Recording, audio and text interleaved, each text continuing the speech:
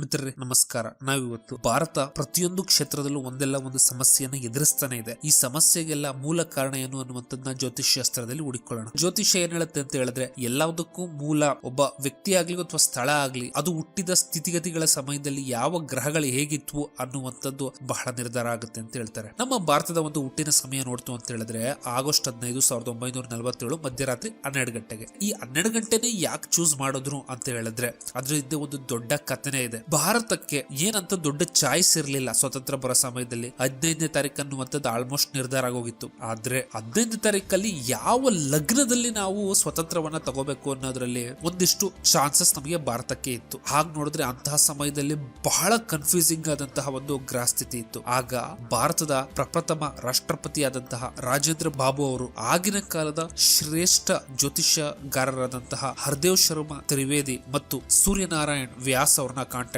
ಮಾಡ್ತಾರೆ. ಈ ಇಬ್ರು ಜ್ಯೋತಿಷ್ಯಕಾರರು ಕುಳಿತುಕೊಂಡು ಸಾಕಷ್ಟು ಡಿಸ್ಕಷನ್ ಮಾಡಿ ನಾವು ಮಧ್ಯರಾತ್ರಿ 12 ಗಂಟೆಗೆ ಒಂದು ಸ್ವಾತಂತ್ರ್ಯವನ್ನ ಪಡ್ಕೊಳ್ಳೋಣ ಅಂತ ಹೇಳ್ಬಿಟ್ಟು ಡಿಸೈಡ್ ಮಾಡ್ತಾರೆ. ಅದ್ರ ಪರಿಣಾಮ ಏನಾಗುತ್ತೆ ಅಂತ ಹೇಳಿದ್ರೆ ಅವರು 3 ಇಂಪಾರ್ಟೆಂಟ್ ಫ್ಯಾಕ್ಟರ್ ನ ಕನ್ಸಿಡರ್ ಮಾಡಿ 12 ಗಂಟೆಯನ್ನ ನಿಗದಿ ಮಾಡ್ತಾರೆ. ಅದೇನಂತ ಹೇಳಿದ್ರೆ ಚಂದ್ರ ಆಗ ಪುಷ್ಯ ನಕ್ಷತ್ರಕ್ಕೆ ಕಾಲಿಡ್ತಿರ್ತಾನೆ. ಪುಷ್ಯ ನಕ್ಷತ್ರ ಒಂದು ಮಹಾ ನಕ್ಷತ್ರ ಕೂಡ ಆಗಿರುತ್ತೆ. ಇನ್ನು ಎರಡನೇದಾಗಿ 12 ಗಂಟೆನ ಯಾಕೆ ಚೂಸ್ ಮಾಡ್ಕೊಂಡ್ರು ಅಂತ ಹೇಳಿದ್ರೆ ಅದು ಅಭಿಜಿತ್ ಮುಹೂರ್ತ. ಮುಹೂರ್ತವನ್ನ ಚೂಸ್ ಮಾಡೋದ್ರಲ್ಲಿ ಶ್ರೇಷ್ಠ ಮುಹೂರ್ತ ಅಭಿಜಿತ್ ಮುಹೂರ್ತ ಆಗಿರೋದ್ರಿಂದ ಅದನ್ನ ಚೂಸ್ ಮಾಡ್ತಾರೆ. ಇನ್ನ ಮೂರನೇದಾಗಿ ಲಗ್ನ ಸ್ಥಿರ ಲಗ್ನವಾದಂತಹ ಋಷಭವನ್ನ ಅವರು ಚೂಸ್ ಮಾಡ್ಕೋತಾರೆ. ಯಾಕೆ ಅಂತ ಹೇಳಿದ್ರೆ ಭಾರತ ಇಷ್ಟು ಸಾವಿರ ವರ್ಷಗಳು ಅಪ್ಸ್ ಅಂಡ್ ಡೌನ್ಸ್ ಅನ್ನ ಫೇಸ್ ಮಾಡಿದೆ. ಆದ್ರೆ ಇನ್ನಾದ್ರೂ ಒಂದು ಸ್ಟೆಬಿಲಿಟಿ ಸಿಗ್ಲಿ ಅಂತ ಹೇಳ್ಬಿಟ್ಟು ಈ ಒಂದು ಋಷಭ ಲಗ್ನವನ್ನ ಅವರು ಚೂಸ್ ಮಾಡ್ಕೋತಾರೆ. ನನ್ನ ಪರ್ಸನಲ್ ಒಪಿನಿಯನ್ ಏನು ಅಂತ ಹೇಳಿದ್ರೆ ಇದೇ ಒಂದು ಮುಂದೆ ಭಾರತಕ್ಕೆ ಮಾರಕವಾಗಿ ಕನ್ವರ್ಟ್ ಆಗುತ್ತೆ. ಅದರ ಪರಿಣಾಮ ನಾವೀಗ ಅನುಭವಿಸ್ತಾ ಇದೀವಿ. ಯಾಕೆ ಅಂತ ಹೇಳಿದ್ರೆ ಋಷಭ ಲಗ್ನವೇನೋ ಸ್ಥಿರ ಲಗ್ನವೇ, ಆದ್ರೆ ಆ ಲಗ್ನದಲ್ಲಿ ಯಾರು ಕುಳಿತುಕೊಂಡಿದ್ದಾರೆ ಅಂತ ನೋಡಿದ್ರೆ ರಾಹು ಮತ್ತು ಕೇತುಗಳು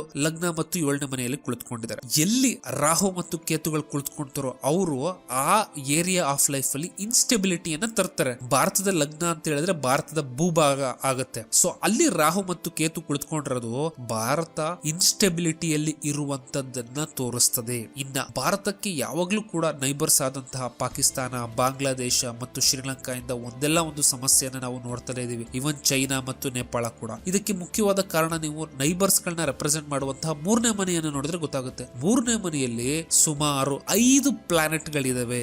ಇಷ್ಟು ಪ್ಲಾನೆಟ್ ಗಳು ಯಾವ ಒಂದು ಕಡೆ ಕುಳಿತುಕೊಂತವೆ ಆ ಏರಿಯಾ ಡೆಫಿನೆಟ್ಲಿ ಇನ್ಸ್ಟೇಬಲ್ ಆಗುತ್ತೆ ಅಂತ ಹೇಳಿದ್ರೆ ಎನರ್ಜಿ ಬಹಳ ಇಂಬ್ಯಾಲೆನ್ಸ್ ಆಗುತ್ತೆ. ನೀವು ಭಾರತದ ನೈಬರ್ಸ್ 3ನೇ ಮನೆಯನ್ನ ನೋಡ್ತು ಅಂತ ಹೇಳಿದ್ರೆ ಚಂದ್ರ, ಶನಿ, ಸೂರ್ಯ, ಬುಧ, ಶುಕ್ರ ಎಲ್ಲ ಒಟ್ಟಿಗೆ ಕುಳಿತಿದ್ದಾರೆ. ಇದರ ಪರಿಣಾಮ ಭಾರತ ಯಾವಾಗ್ಲೂ ತನ್ನ ಅಕ್ಕಪಕ್ಕ ಯಾರಿದೆ ಅವ್ರ ಜೊತೆ ಒಂದೆಲ್ಲ ಒಂದು ವಿಷಯದಲ್ಲಿ ಜಗಳದಲ್ಲಿ ನಿರತರಾಗಿರ್ತದೆ ಅನ್ನುವಂಥದ್ದು. ಮೂರನೇದಾಗಿ ಭಾರತದಲ್ಲಿ ಇರುವಂತಹ ಅತಿ ದೊಡ್ಡ ಪ್ರಾಬ್ಲಮ್ ಏನಂತ ಹೇಳಿದ್ರೆ ರಿಲಿಜಿಯನ್ ಅನ್ನುವಂಥದ್ದು ಇದೆಯಲ್ಲ, ಇದು ಬಹಳ ಸಮಸ್ಯೆ ಆಗುತ್ತೆ ಅಂತ ಹೇಳಿದ್ರೆ ಧರ್ಮಗಳ ನಡುವೆ ಒಡೆದಾಟ ಇರಬಹುದು ಅಥವಾ ಒಂದು ಧರ್ಮದಲ್ಲೇನೆ ಕ್ಯಾಸ್ಟ್ ಗಳ ನಡುವೆ ಒಂದು ಒಡೆದಾಟ ಇರಬಹುದು. ಬೇಸಿಕಲಿ ಏನಂತ ಹೇಳಿದ್ರೆ ಆಚರಣೆಗಳ ನಡುವೆ ಇರುವಂತಹ ಭಿನ್ನಾಭಿಪ್ರಾಯಗಳು ಅಂತ ಕೂಡ ಹೇಳ್ಬಹುದು. ಇದಕ್ಕೆ 2-3 ಕಾರಣಗಳಿದಾವೆ. ಮೊದಲನೇದು ಏನಂತ ಹೇಳಿದ್ರೆ ಧರ್ಮದ ಆಚರಣೆಗೆ ಗುರು ಕಾರಕನಾಗ್ತಾನೆ. ಗುರು ಏನ್ ಮಾಡ್ತಾನೆ 6ನೇ ಮನೆ ಶುಕ್ರನ ಮನೆಯಲ್ಲಿ ಕುಳಿತುಕೊಂಡಿದ್ದಾನೆ ಅನ್ನುವಂಥದ್ದು. ಇನ್ನ ಎರಡನೆಯದಾಗಿ ಭಾರತದ ಮಟ್ಟಿಗೆ ಧರ್ಮ ನಾವು 9ನೇ ಮನೆಯನ್ನು ನೋಡ್ತು ಅಂತ ಹೇಳಿದ್ರೆ ಶನಿ ಎಲ್ಲಿ ಕುಳಿತುಕೊಂಡಿದ್ದಾನೆ, ಯಾವ ರಾಶಿಯಲ್ಲಿ? ಕರ್ಕಾಟಕದಲ್ಲಿ ಕುಳಿತುಕೊಂಡಿದ್ದಾನೆ. ಶನಿಗೆ ಹೇಳಿ ಕೇಳಿ ಚಂದ್ರನ್ ಕಂಡ್ರೆ ಆಗೋದೇ ಇಲ್ಲ. ಆತನ ಹಿರಿಮೆಯಾದಂತಹ ಕರ್ಕಾಟಕ ರಾಶಿಯಲ್ಲಿ ಕುಳಿತುಕೊಂಡಿದ್ದಾನೆ. ಇನ್ನ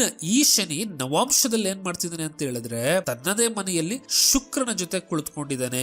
ಶನಿ ಮತ್ತು ಶುಕ್ರನ ಒಂದು ಕಂಜಕ್ಷನ್ ಎಷ್ಟು ಟೈಟ್ ಆಗಿದೆ ಅಂತ ಹೇಳಿದ್ರೆ ಶನಿ ರಿಲಿಜನ್ ಅನ್ನ ರೆಪ್ರೆಸೆಂಟ್ ಮಾಡಿದ್ರೆ ಭಾರತಕ್ಕೆ 6ನೇ ಮನೆಯ ಅಧಿಪತಿಯಾದಂತಹ ಶುಕ್ರ ರಿಲಿಜನ್ ನಡುವೆ ಇರುವಂತಹ ಡಿಸ್ಪ್ಯೂಟ್ ಅನ್ನ ರೆಪ್ರೆಸೆಂಟ್ ಮಾಡ್ತಾನೆ. ಈ 6 ಮತ್ತು 9ನೇ ಮನೆ ಅಧಿಪತಿ ಕಾಂಬಿನೇಷನ್ 3ನೇ ಮನೆ ಫಾರ್ಮ್ ಆಗ್ತಾ ಇರೋದ್ರಿಂದ ನಮ್ಮ ಒಂದು ದೇಶದ ಎಲ್ಲ ಆಂತರಿಕವಾಗಿ ಆಗಲಿ ಅಥವಾ ಬಹಿರಂಗವಾಗ್ಲಿ ಆಗ್ಲಿ ಒಡೆದಾಟಕ್ಕೆ ಕಾರಣವಾಗ್ತಿರುವಂತದ್ದು ರಿಲಿಜನ್ ಆಗಿರ್ತದೆ. ಮತ್ತು ಅದು ಅಲ್ಲದೆ ಲಗ್ನ ಏನ್ ತೋರಿಸುತ್ತೆ ಅಂತ ಹೇಳಿದ್ರೆ ಆ ದೇಶದ ಒಂದು ಸ್ಟ್ರೆಂತ್ ಅನ್ನ ನೋಡಿಸುತ್ತೆ. ಆಲ್ರೆಡಿ ಲಗ್ನದಲ್ಲಿ ರಾಹುಕೇತುಗಳಿದಾವೆ. ಲಗ್ನಾಧಿಪತಿ ನಾವು ನೋಡ್ತು ಅಂತ ಹೇಳಿದ್ರೆ ಲಗ್ನಾಧಿಪತಿ ಆದಂತಹ ಶುಕ್ರ ಎಗೈನ್ ತನ್ನ ಎನಿಮಿ ಆದಂತಹ ಚಂದ್ರನ ಒಂದು ರಾಶಿಯಲ್ಲಿ ಕುಳಿತುಕೊಂಡಿದ್ದಾನೆ ಅನ್ನುವಂಥದ್ದು. ಅದು ಅಲ್ಲದೆ ಶನಿಯ ಜೊತೆ ಕುಳಿತುಕೊಂಡಿರುವಂತದ್ದು ನಮ್ಮ ದೇಶದ ಜನರ ಒಂದು ಮೊರಾಲಿಟಿಯನ್ನು ತೋರಿಸುತ್ತೆ. ಸೊ ಇಷ್ಟು ಪ್ರಾಬ್ಲಮ್ ಆಗಿ ಕುಳಿತುಕೊಂಡಿದ್ದಾನೆ ಶುಕ್ರ. ಇದರ ಪರಿಣಾಮವಾಗಿಯೇ ಜನರು ಮಾರಲಿ ಕರಪ್ಟ್ ಆಗ್ತಾರೆ, ಅಂದ್ರೆ ಬಹಳ ನೈತಿಕತೆಯನ್ನ ಕಳ್ಕೋತಾರೆ. ಇದರ ಪರಿಣಾಮವೇ ಭಾರತ ಇವತ್ತು ಎಲ್ಲಾ ಫೀಲ್ಡ್ ಅಲ್ಲೂ ಕೂಡ ಕರಪ್ಷನ್ ಅನ್ನ ಎದುರಿಸುತ್ತಿರುವಂತದ್ದು.